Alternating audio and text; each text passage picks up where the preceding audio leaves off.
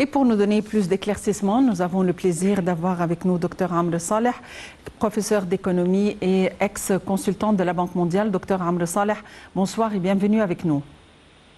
Bonsoir Maha, le plaisir est toujours le mien. Bonsoir. Le plaisir est le mien. Docteur Amr Saleh, en fait, nous avons parlé de l'augmentation de nos exportations vers la Jordanie, vers l'Allemagne et aussi du taux d'importation, c'est-à-dire l'échange est en perpétuelle augmentation. Dans quelle mesure ceci est susceptible d'aider l'économie égyptienne à surmonter l'inflation en général? Oui, c'est vraiment, cela s'inscrit dans le cadre de l'appel et des directives même du président Fattah el-Sisi d'augmenter les exportations et d'accroître les taux de croissance de l'économie égyptienne. Vous savez que le président avait annoncé que nos exportations avaient atteint un chiffre record de 32 milliards de dollars cette année. Nous projetons d'arriver à 50 milliards et dans les prochaines années, nous projetons même d'arriver à le rêve de 100 milliards de dollars. Ceci est dû en raison aussi, notamment, de la croissance économique que l'Égypte avait connue au cours des dernières années. Vous savez qu'après 2011, nous avons connu de taux de croissance mais catastrophiques, notamment avec ce qui s'est passé après la Révolution, mais avec le plan de redressement et avec le programme de réforme économique égyptienne que nous avons entrepris en 2014-15, si ma mémoire est bonne, nous sommes arrivés à un taux de croissance avant 2020, avant le Covid, nous sommes arrivés à un taux de croissance encore de 6%. Et nous étions parmi les 18 pays qui avaient enregistré des taux de croissance positifs. Vous savez que la Banque mondiale avait annoncé que l'Égypte réaliserait pour la prochaine année des taux de croissance de 4,5%, 2024-2025, à cause de la croissance des secteurs. Vous parlez des exportations. Là, vous avez une croissance des secteurs du service, vous avez notamment le tourisme, vous avez le secteur de l'immobilier, le secteur de construction, ces secteurs qui sont en booming actuellement. La Banque mondiale aussi avait annoncé que l'Égypte serait un levier de la croissance en Afrique à cause de la compétitivité de la livre égyptienne. C'est vrai qu'il existe une décroissance de la valeur de la livre égyptienne, mais ceci en outre, et ça c'est très important, il faut le dire, ça c'est très important, ceci va entraîner une augmentation des exportations vu que les exportations égyptiennes et les productions égyptiennes seront plus compétitives sur le plan international. Et donc, vous avez tous ces secteurs comme nous l'avons dit, le secteur de l'immobilier, de la construction, sur le canal de Suez, vous avez le tourisme, vous avez aussi les investissements étrangers qui proviennent de l'extérieur. Vous savez que l'Égypte a été le premier et second pays qui avait reçu des exportations, plutôt des FDI, ce qu'on appelle Foreign Direct Investment, des investissements étrangers en Afrique.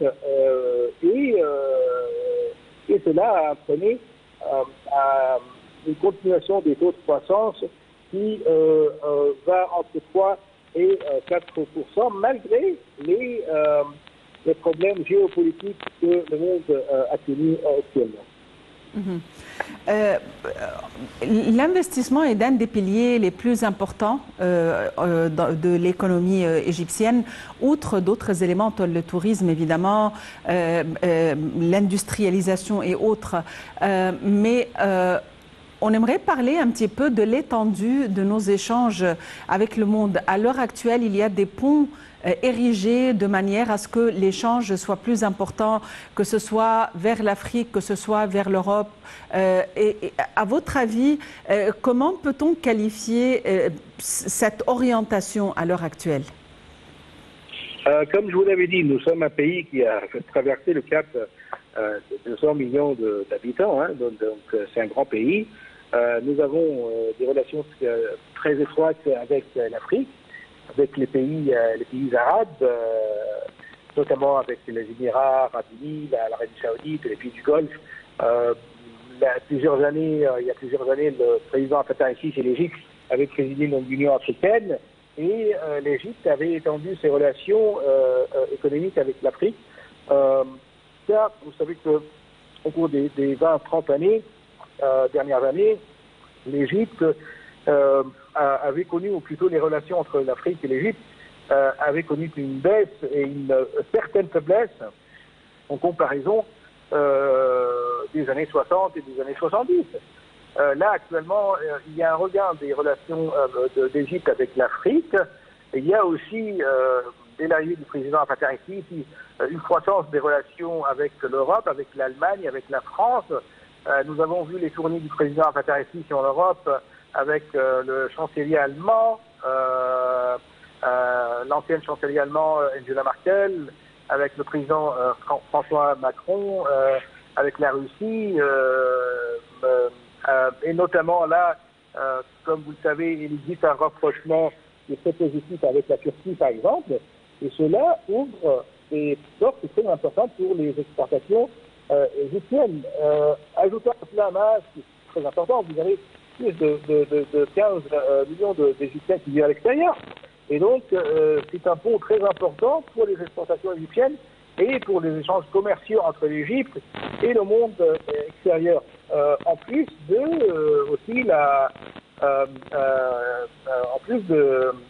des aides et des subventions et des politiques que le gouvernement avait entrepris et adoptées en faveur des exportateurs. Et ça a été un point très important au cours des dernières années pour relancer et activer les exportations égyptiennes vers les marchés internationaux. Docteur Amr Saleh, un autre pilier important de l'économie, c'est le tourisme. Et à l'heure actuelle, l'Égypte opte vers la création de nouvelles cités, de nouvelles villes et de la métamorphose de la facette historique du pays.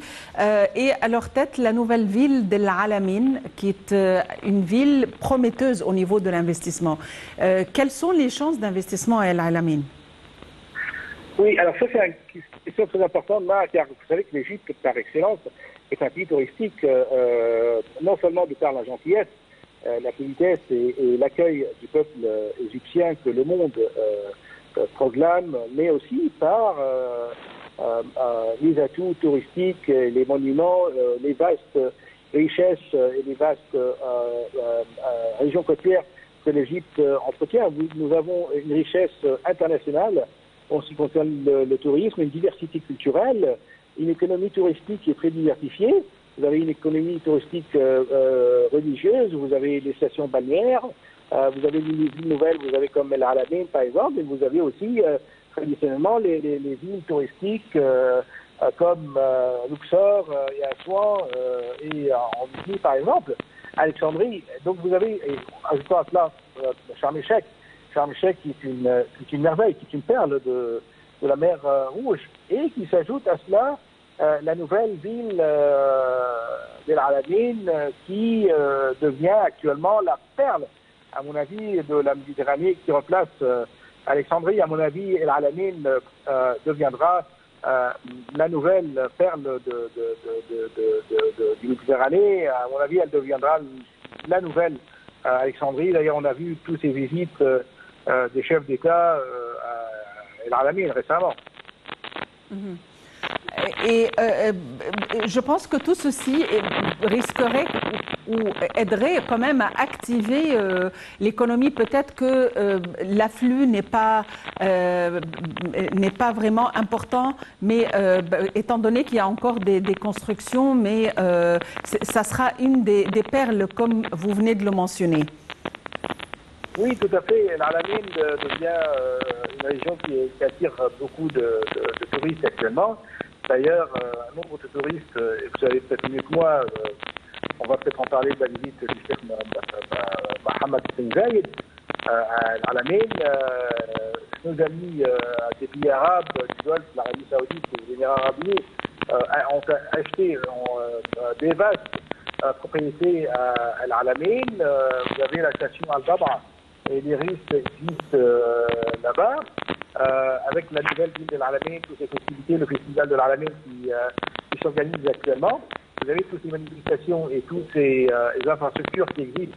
La nouvelle route de l'Alamein, par exemple, qui relie le Caire, qui vient à l'Alamein, toutes ces infrastructures et toutes ces constructions qui attirent beaucoup de touristes et beaucoup d'agences touristiques pour la station balnéaire de l'Alamein. Docteur Amr Saleh, vous êtes professeur d'économie et ex-conseiller de la Banque mondiale. Je vous remercie infiniment pour votre intervention.